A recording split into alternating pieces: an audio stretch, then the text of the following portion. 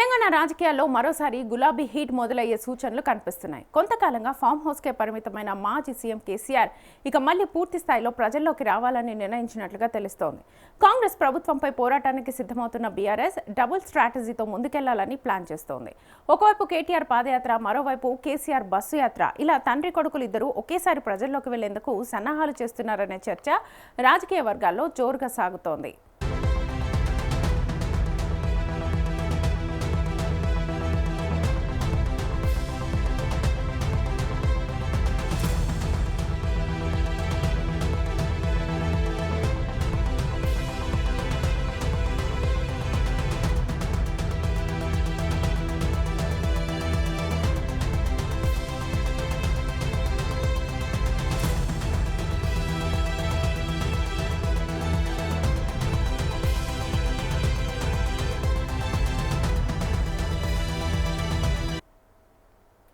తెలంగాణ రాజకీయాల్లో మరోసారి గులాబీ హీట్ మొదలయ్యే సూచనలు కనిపిస్తున్నాయి. కొంతకాలంగా ఫామ్ హౌస్కే పరిమితమైన మాజీ సీఎం కేసీఆర్ ఇక మళ్లీ పూర్తి స్థాయిలో ప్రజల్లోకి రావాలని నిర్ణయించినట్లుగా తెలుస్తోంది.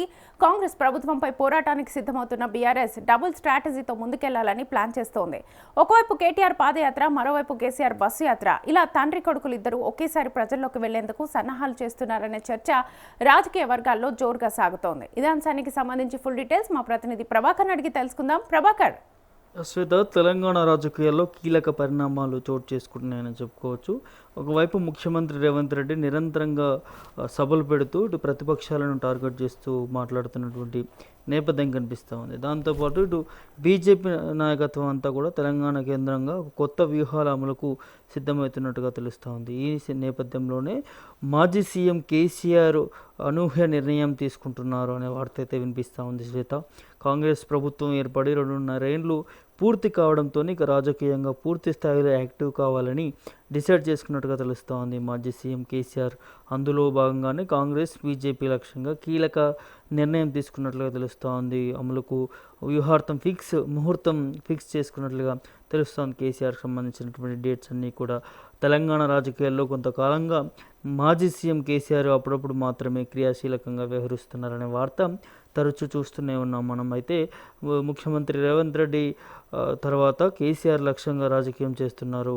అటు బీజేపీ సైతం రాష్ట్రంలోని వచ్చే అసెంబ్లీ ఎన్నికల కోసం చాలా ప్రయత్నాలు చేస్తుందనేది చూస్తూ ఉన్నాం. అయితే తాజాగా తెలంగాణలో తమకు ఏ పార్టీతో పొత్తులు ఉండవంటూ కూడా ఇటు కేంద్ర మంత్రి అమిత్ షా కూడా తేల్చి చెప్పినటువంటి సందర్భాలు కనిపించాయి. కాబట్టి ఏ పార్టీకి ఆ పార్టీ వ్యూహాలు రచించుకునే నేపథ్యంలో పార్టీలన్నీ కూడా చూస్తున్నటువంటి పరిస్థితిలో ఇటు బీఆర్ఎస్ అధ్యక్షుడు కేసీఆర్ మళ్ళీ జనాల్లోకి రావాలని నిర్ణయించుకున్నట్లుగా తెలుస్తోంది. పార్టీ శ్రేణుల్లో కూడా ఉత్సాహం నింపేందుకు, అదేవిధంగా పార్టీని క్షేత్రస్థాయిలో బలోపేతం చేసేందుకు త్వరలోనే బస్సు యాత్రకు శ్రీకారం చుట్టేందుకు సిద్ధమైనట్టుగా తెలుస్తోంది. అందుకోసమే రూట్ మ్యాప్ కూడా సిద్ధం చేసుకుంటున్నట్లుగా కార్యకర్తలు మాట్లాడుకుంటున్నట్లుగా తెలుస్తోంది. దాంతోపాటు ఇప్పటికే కేటీఆర్ సైతం పాదయాత్ర చేసేందుకు సిద్ధమవుతున్నట్టుగా వినిపిస్తూ ఉంది. పాదయాత్ర ద్వారా త్వరలోనే ప్రజల్లోకి వెళ్తానని ఆయన ఇప్పటికే ప్రకటించినటువంటి నేపథ్యం కనిపించింది. తండ్రి కొడుకులు ఇద్దరు కూడా వ్యూహాలతో ఒకరు ఒకవైపు నుంచి ఇంకొక వైపు నుంచి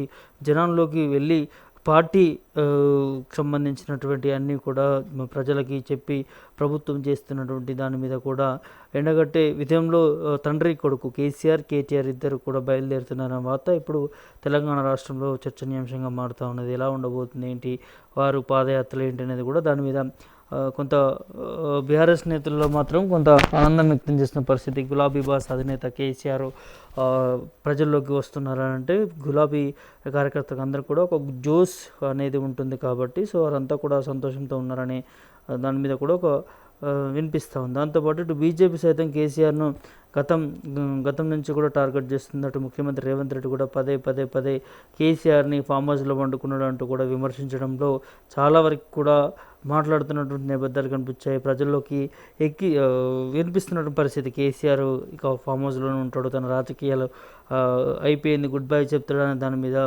రేవంత్ రెడ్డి చేస్తున్న దాని మీద కూడా దాన్ని ఎండగట్టేందుకు ఇద్దరు అటు కొడుకు ఇటు తండ్రి బయలుదేరుతున్నారు అనే దాని మీద కూడా ఇప్పుడు సర్వత్రా ఇటు రెండు పార్టీలకు ఇటు బీజేపీ ఇటు కాంగ్రెస్ పార్టీలకు రెండు పార్టీలకు కూడా ఈ చూస్తూ ఉన్నారు కేసీఆర్ బయటకు వస్తే ఏ విధంగా ఉంటుంది ఏంటనే దాని మీద కూడా వారి వ్యూహాలు ఏ విధంగా రచించుకోవాలనే దాని మీద కూడా వారంతా కూడా ఆలోచనలో ఉన్నట్లుగా తెలుస్తుంది. అయితే కేసీఆర్ బస్సు యాత్ర ద్వారా రాష్ట్ర వ్యాప్తంగా గులాబీ శ్రేణుల్లో జోష్ పెంచాలని ఆలోచిస్తున్నారు. దీంతో కేసీఆర్ తాజా నిర్ణయం రాష్ట్రంలో రాజకీయంగా సంచలనం మారబోతుందని తెలుస్తుంది. అయితే తను పాదయాత్ర చేసినటువంటి నేపథ్యం ఉంటుంది కేసీఆర్కి. ఎప్పుడైనా కూడా తెలంగాణ ఉద్యమ తరహాలో కూడా చూసాము. కేసీఆర్ బయటకు వస్తున్నాడు అంటే ప్రతి ఒక్క తెలంగాణ బిడ్డ, తెలంగాణ ప్రజలంతా కూడా తనకి మద్దతు తెలిపినటువంటి పరిస్థితులు కనిపించాయి ఉద్యమ తరహాలో కూడా. ఆ తర్వాత 2 సార్లు అధికారంలోకి వచ్చిన తర్వాత కూడా కేసీఆర్ ఒక ప్రత్యేక పాదయాత్ర ద్వారా కూడా ప్రజల్లోకి వెళ్ళి ప్రజలతో మమేకమై ప్రజల సమస్యలను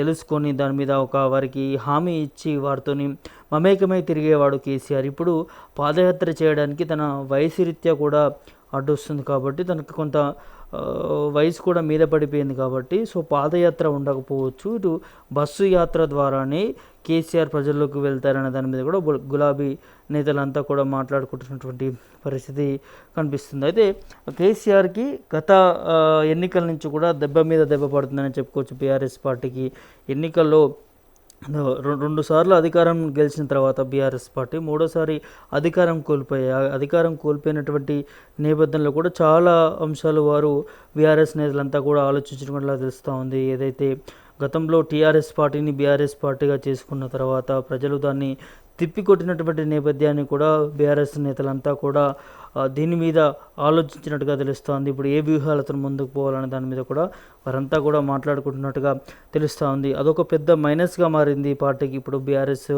పార్టీగా మారిన తర్వాత టీఆర్ఎస్ పార్టీ పేరు లేకపోవడం వల్ల కేసీఆర్కి కొంత అడ్డంకులు ఎదురొచ్చినటువంటి పరిస్థితి కూడా మనం చూసాము. ఆ తర్వాత వరుస ఎన్నికల్లో ఇటు బై ఎలక్షన్స్ కావచ్చు, అటు పార్లమెంట్ ఎన్నికలు కావచ్చు, ఇటు మన గ్రామ పంచాయతీ ఎన్నికలు కావచ్చు, కౌన్సిలర్ ఎన్నికలు కావచ్చు, ఏ ఎన్నిక చూసినా కూడా బీఆర్ఎస్ పార్టీకి ఆశించినంతగా ఓట్లు రాకపోవడం కూడా కొంత ఇబ్బందికరం మారుతుందని చెప్పుకోవచ్చు ఆ పార్టీకి.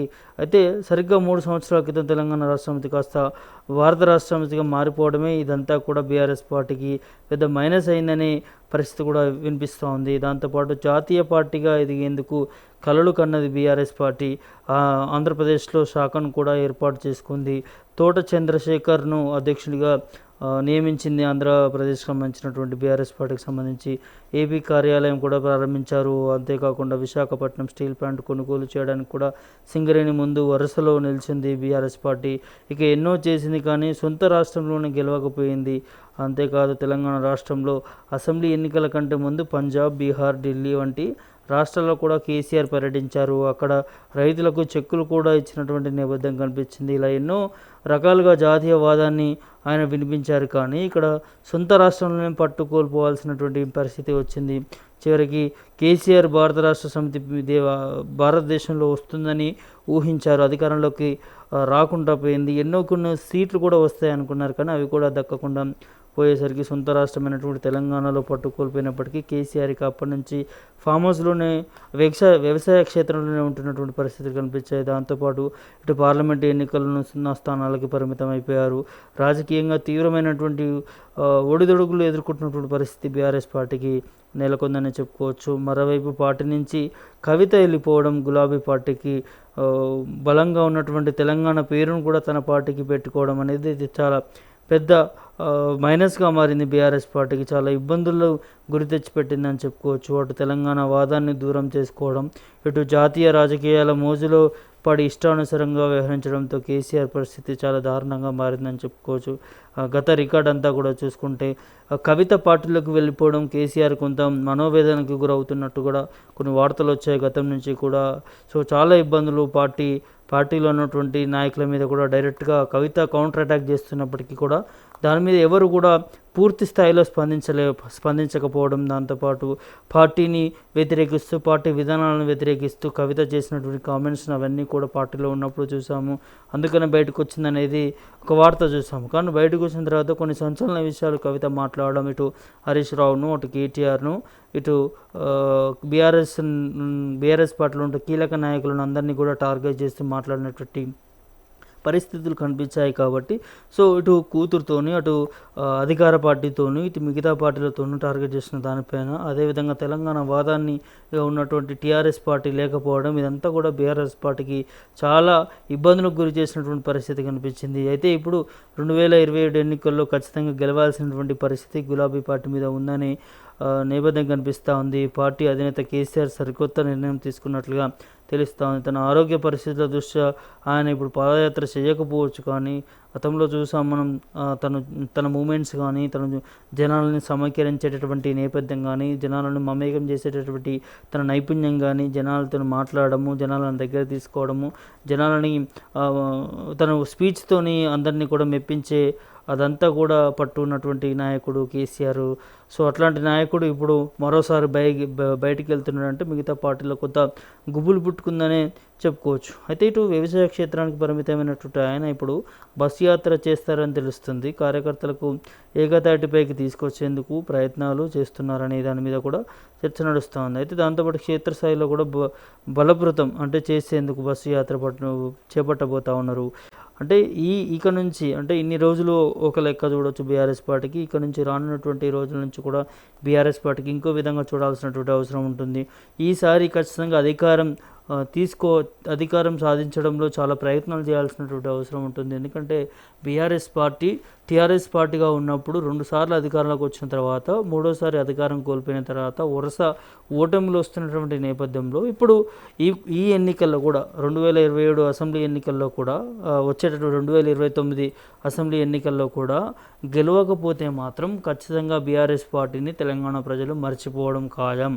అది ఇంకో పార్టీతో సపోర్ట్ తీసుకొని పోటీ చేయాల్సినటువంటి పరిస్థితులు కూడా ఫ్యూచర్లో వస్తాయి. కాబట్టి ఈ వచ్చే అసెంబ్లీ ఎన్నికలు బీఆర్ఎస్ పార్టీకి చాలా క్రియాశీలకంగా మారుతున్నాయి. కాబట్టి కేసీఆర్ ఖచ్చితంగా ఇప్పటి నుంచే 2 ఏళ్ళు ఉన్నా కూడా ఇప్పటి నుంచే ప్రజల్లోకి వచ్చి బస్సు యాత్రలు చేపడుతూ ప్రజలతో మమేకమై తిరుగుతూ ఇటు ప్రభుత్వం చేస్తున్నటువంటి వైఫల్యాలు, దాంతోపాటు కేంద్ర ప్రభుత్వం చేస్తున్నటువంటి తెలంగాణకు చేస్తున్నటువంటి అన్యాయాల మీద అన్నిటి మీద కూడా కేసీఆర్ మాట్లాడతాడు అనే దాని మీద కూడా వినిపిస్తూ ఉన్నది.